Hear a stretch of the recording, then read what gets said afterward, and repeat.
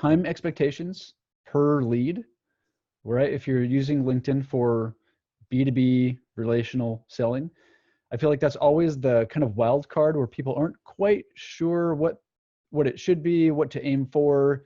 It's going to vary based off of what you're selling, that kind of thing. I've got okay, so for me, service provider, I'm paying people money to do things. So it's like almost nobody would do that usually, right? Like unless you're really wanting to be diligent about your time, you're probably not like to the minute keeping track of how long does it take you to send a connection request? How long does it take you to send that first message? How long does it take you to this?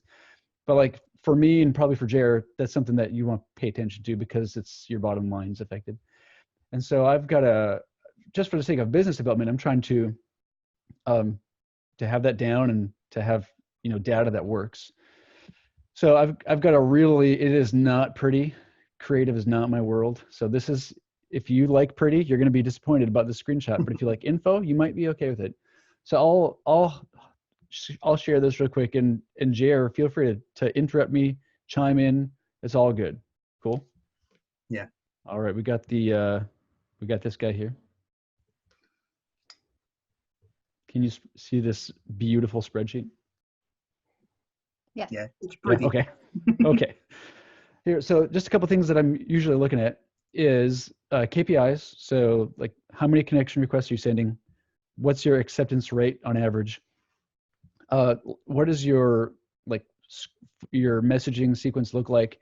Usually there's after someone connects, they usually don't talk to you. So you send that first message, maybe they don't reply and there's a follow-up. Certain percentage of people reply, certain people don't.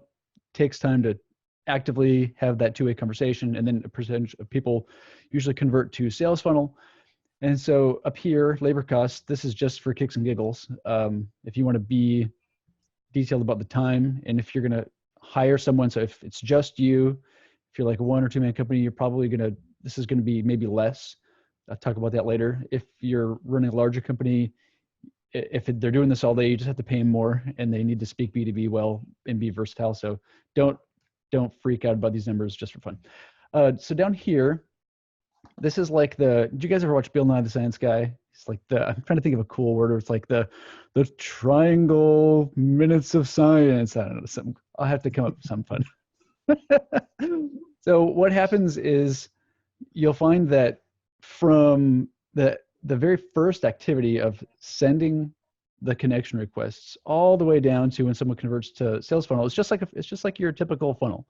There's more time being invested at the top and then less time at the bottom, because not everybody that you send a connection request to is going to accept. So there's a lot of activity that happens there. So some people accept. So the smaller group, then you message, smaller group replies, and even smaller group converts to sales funnel. So what I've kind of found is, like right up here, usually if this is where people are very tempted to use automation, because these are the biggest gains, because they're the top of the time triangle of science, right? Because does that make sense? This is where people are usually really tempted to automate the connection requests, to automate the follow-up messages, because these are the biggest time savers.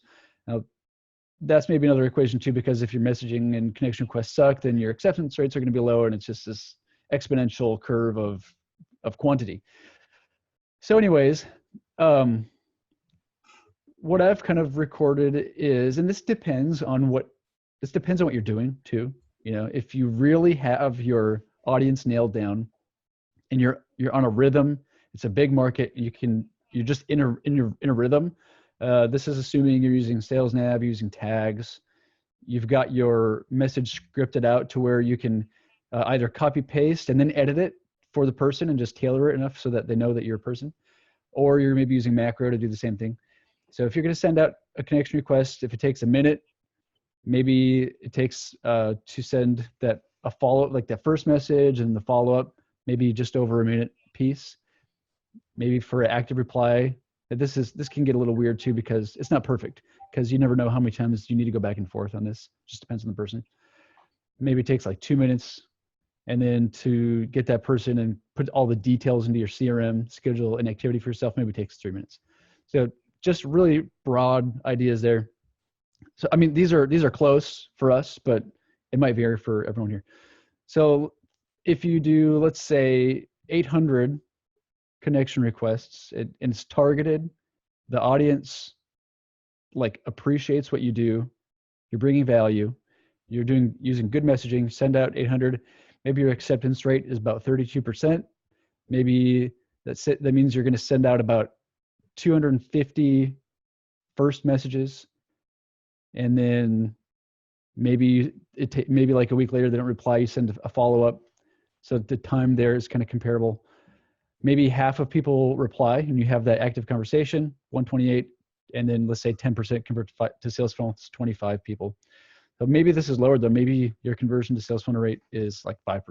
So the red is where you can adjust manually your KPIs and stuff. So what happens then is, if these are your KPIs and this is how long it's taking you, you're looking at like 2 hours of your time investment per conversion. So that hopefully is a really qualified lead that already knows you, likes you, and trusts you, hopefully. So this is something where I'm toying around with the idea of including it in Jumpstart. This is just back burner for me right now. But I feel like it's very helpful, because you need to know, like, is LinkedIn worth your time, right? And if it is, if it's going to take you 1 or 2 hours or 3 or 4 or 10 hours to get somebody off of LinkedIn to talk to you, and you know what you're doing, is LinkedIn the platform for you? Maybe yes, maybe no. Like, give it a solid try and then pay attention. Or maybe you go, this is good for me. Man, I didn't realize that it was taking me 3 hours to get a really qualified lead off of LinkedIn. That's 3 hours of my time or my team's time that I need to be billing for that one way or another. So maybe you increase your cost a little bit, that kind of thing.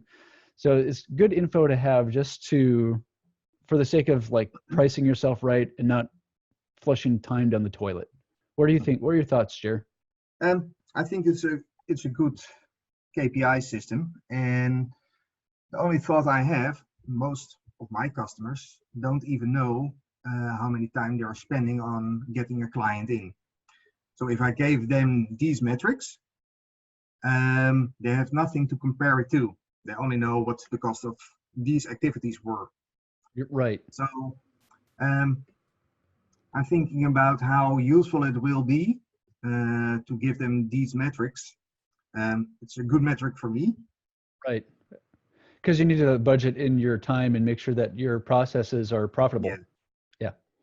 Yeah. But if you give this over to a client, they're going to compare it to their feelings about how their process normally works.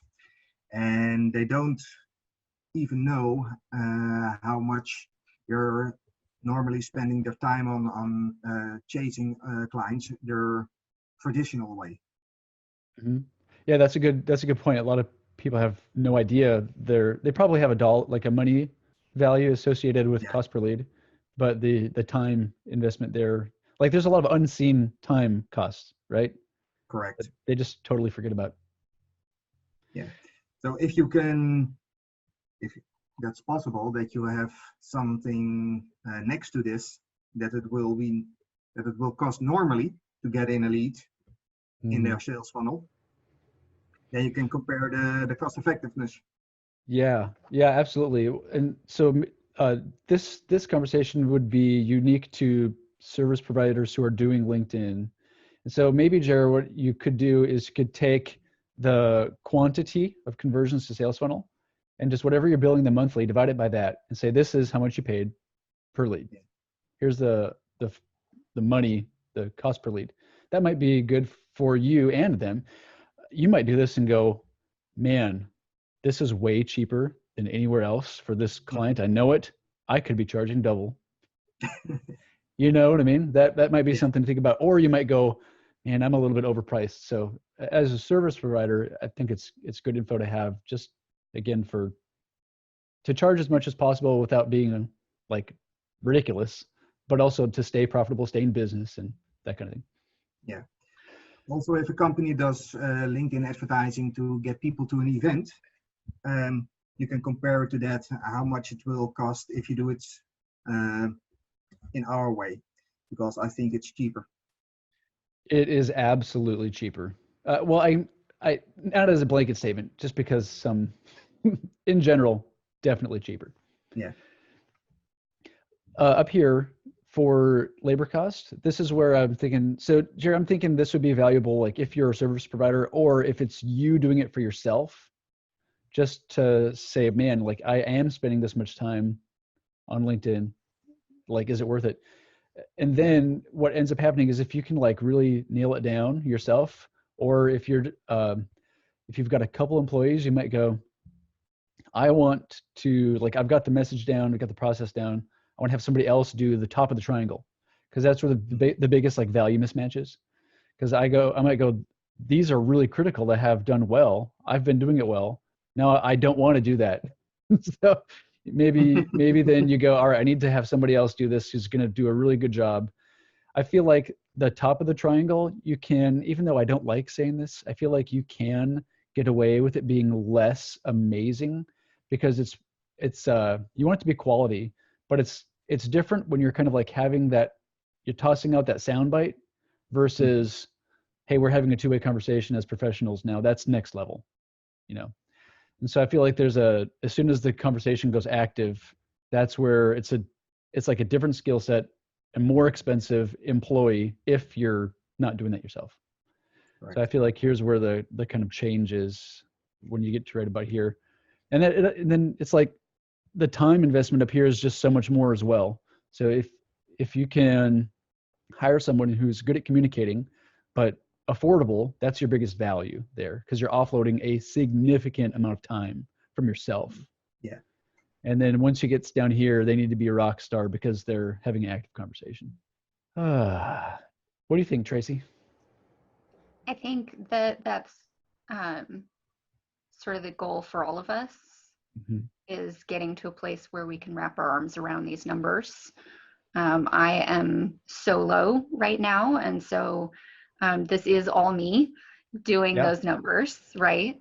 And my business is entirely referral based right now, and so there's still time spent trying to automate the intake process, qualifications, going through that. And so having a process in place on that is what makes it possible to take those wide part of the triangle pieces and delegate them to somebody else.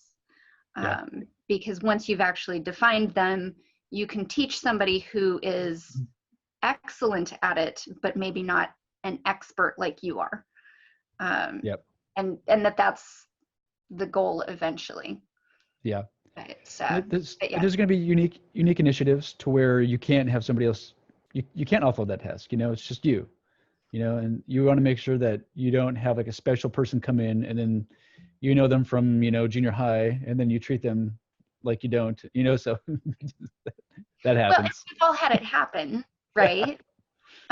Where somebody's trying to make the connection on someone else's behalf, and there's just a disconnect. I think that anytime that you're in that space, you just try to be as honest as possible about what it is that you're running, and not try to pretend that it's the same person. For me, that's been the biggest. Anytime that we get other voices involved, is just making sure that that's a really clear communication to them, what you're trying to accomplish, and finding people that you can trust with that voice. Absolutely. Yeah, it's all about trust. It's your personal brand. I mean, it's harder to earn the trust back than it is to lose it. Pretty easy to lose it. In this day and age with social media, it's pretty easy to lose it. It is. It absolutely is. I'm thinking, any other thoughts on this? So there's going to be things that you can do that maybe aren't like on this chart, but that might bring your KPIs up. So maybe you do a top of mind thing. So it's the silliest thing, but Christmas here, I always send out just a like, hey, Merry Christmas message for our clients. And I do that between Christmas and New Year's. And the amount of replies that we get is so high. And It's not even a, hey, Merry Christmas. What's Q1 look like for you? Do you want to give me some money? It's not like that at all. It's like, hey, Jer, I hope you have a great Christmas with your family. And then some Jers will be like, I spent Christmas alone drunk. And then, but most people are like, thank you so much for taking the time to message me. By the way, I forgot to answer, anyways. So doing things like that bring these up, which change this as well. So even like some things like, top of mind messaging stuff, just one-offs, how you doing? Sometimes content in the newsfeed can affect that as well, kind of thing.